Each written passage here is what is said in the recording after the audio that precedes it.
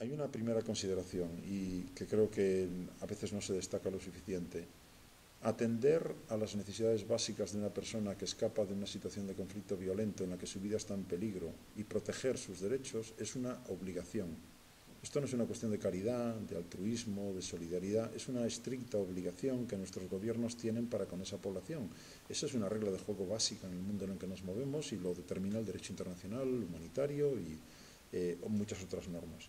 Por lo tanto, lo primero es entender que hay una desatención, un incumplimiento directo de una obligación por parte de la comunidad internacional y desde luego los gobiernos de la Unión Europea en su conjunto, aunque podamos significar a Hungría, Bulgaria, República Checa y Eslovaquia en primer lugar, porque en esa vergonzosa subasta que ha habido de 120.000 personas para concederles estatuto de refugiado han rechazado aceptar la cuota que le correspondía.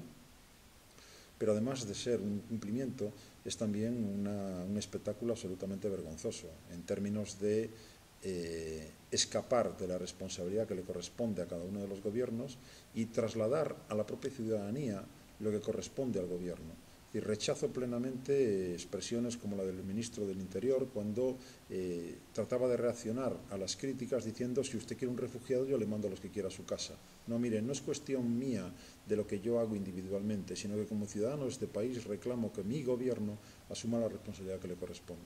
A partir de ahí, por tanto, lo que vemos es, como mínimo, pasividad. En otros casos, ambigüedad para manejar un discurso que no corresponde con lo que se hace realmente. Y en la mayoría de los casos, incumplimiento de obligaciones muy básicas. Todo eso, mientras que cuando hablamos de las cifras, y no va a dar tiempo seguramente a desarrollarlo, pero algo de cifras puede venir bien, recordemos que los 120.000 de ahora, más los 40.000 que ya han recibido estatuto de refugiado durante este año en la Unión Europea, es decir, 160.000 personas, significan el 0,024% de la población de la Unión Europea. Mientras tanto, en Turquía, 78 millones de personas, hay más de 2 millones de refugiados sirios. Mientras tanto, en Líbano, 1 de cada 4 personas que habita ese territorio hoy es un refugiado, o bien palestino, que ya estaban antes, o bien los sirios de ahora. Y no son ni Turquía, ni mucho menos Líbano, países que están en las condiciones en las que estamos nosotros para poder atender a esa población refugiada. Y sin embargo lo han estado haciendo durante más de 4 años. ¿Podemos prever la próxima crisis humana? Creo que no. En la medida en la que hay tantas variables en juego que no conseguimos detectar ningún tipo de mecanismo automático que determine que a partir de unas determinadas condiciones se va a producir tal estallido de violencia o tal resultado.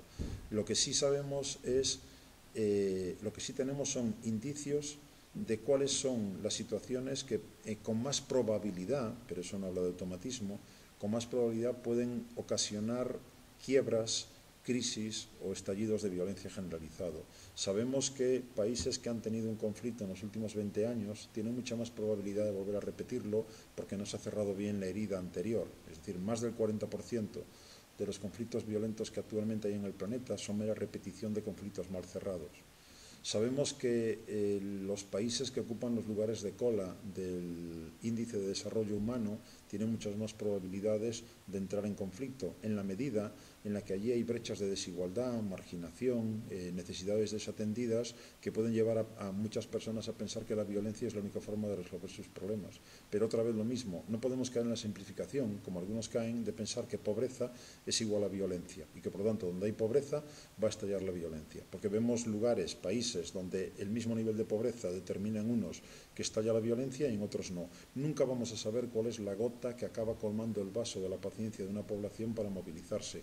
Durante décadas, las poblaciones árabes han estado aguantando a regímenes corruptos y represivos y no se han levantado. Y de repente, gestos que parecían absolutamente marginales, como la inmolación de un joven en una perdida ciudad del sur de Túnez, provoca que 3 semanas después el dictador que llevaba 23 años en el poder caiga. No podemos prever eso de antemano. Lo que sí tenemos que hacer, por lo tanto, es que en aquellos lugares donde ya tenemos identificado esas claves que he mencionado de ha habido un conflicto anterior, están en la cola del IDH, tendremos que tener los ojos más atentos para trabajar en clave de prevención de conflictos violentos. Esta crisis está claro que es una crisis política y la van a llevar los gobiernos y la ciudadanía solamente puede apoyar a ellos. Pero nosotros como ONG, ¿qué podemos hacer? ¿Qué puede hacer una ONG? Yo creo que mucho, porque sin salirnos de la agenda de los actores humanitarios y de los actores de la cooperación, por tanto, manteniéndonos con nuestra agenda, asistencia, protección y testimonio son los tres elementos fundamentales. Por lo tanto, habrá que seguir asistiendo a quienes tienen necesidades insatisfechas. Y eso ya tiene un enorme número de tareas por delante. Tendremos que seguir insistiendo en la necesidad de protección de los derechos por parte de aquellos que los ven violados a diario y en muchos casos por parte de sus propios gobiernos o en otros casos, como ahora ocurre con la crisis de los refugiados, por parte de una Unión Europea que no quiere asumir su obligación. Y en el terreno del testimonio se trata de informar, sensibilizar y movilizar a la opinión pública para lograr una incidencia política de presión sobre nuestros propios gobiernos para que asuman sus obligaciones y realicen las tareas que le corresponden. Luego, sin salirnos de nuestra propia agenda, la que siempre ha habido y la que seguirá habiendo, se trata de insistir en esos tres terrenos, con un cuidado que siempre me preocupa.